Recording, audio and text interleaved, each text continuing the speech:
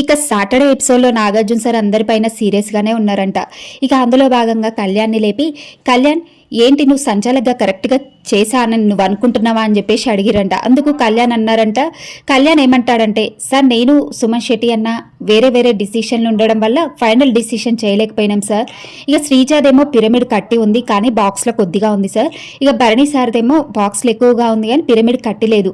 So అక్కడ big boss pyramid కట్టి ఉండాలి అని చెప్పారు కాబట్టి నేను శ్రీజాదే విన్నింగ్ అని చెప్పాను కానీ అక్కడ సుమన్ శెట్టి అన్న ఒప్పుకోలేదు సార్ అంటూ కళ్యాణ్ చెప్తాడు. ఇక కళ్యాణ్ చెప్పగానే నాగార్జున సార్ అంటారు, కళ్యాణ్ నువ్వు డిసిషన్ కరెక్ట్గా తీసుకున్నావు. ఎందుకు అంటే బిగ్ బాస్ ఆల్రెడీ చెప్పారు పిరమిడ్ ఎవరిదైతే ఎత్తుగా ఉంటుందో వాళ్ళు ఈ టాస్క్లో విన్నర్ అవుతారని. ఇంకా బిగ్ బాసే చెప్పేశారు కదా అది కరెక్టే అని.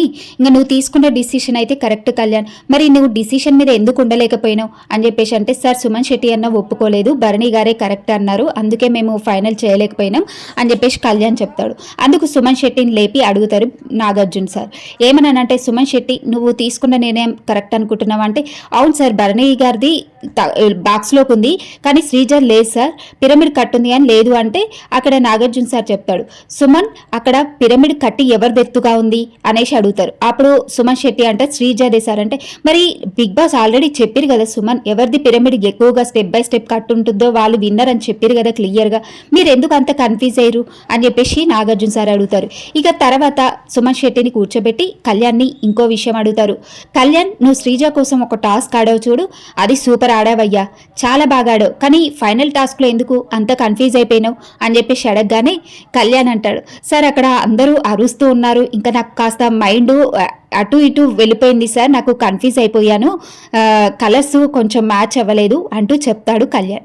ఇక నువ్వు అక్కడ కన్ఫ్యూజ్ అయ్యావయ్యా, కానీ శ్రీజ నీ మీద చాలా అంటే చాలా నమ్మకం పెట్టుకొని 2 టాస్కులు నీకే ఇచ్చింది, డెమన్ పవన్ అడిగినా కానీ డెమన్ పవన్కి ఇవ్వకుండా నీకు ఇచ్చింది అంటూ నాగార్జున సార్ చెప్తారు. ఇక తర్వాత ఏంటి కళ్యాణ్ నువ్వు తనుజపై ఎందుకు అంత ఫైర్ అయినావు చిన్న కర్రీ దగ్గర అనేసి అడగగానే కళ్యాణ్ అంటాడు, సార్ అక్కడ బెండకాయ చపాతీలో బాగోదు అని చెప్పేసి అన్నాను సార్, ఇంకా అందుకు తనుజ నా మీద నువ్వెవరు అన్నట్టుగా మాట్లాడేసింది సార్, సో అక్కడ నేను కొంచెం వాయిస్ రేజ్ చేశాను సార్ అంతే అని చెప్పేసి కళ్యాణ్ అంటాడు.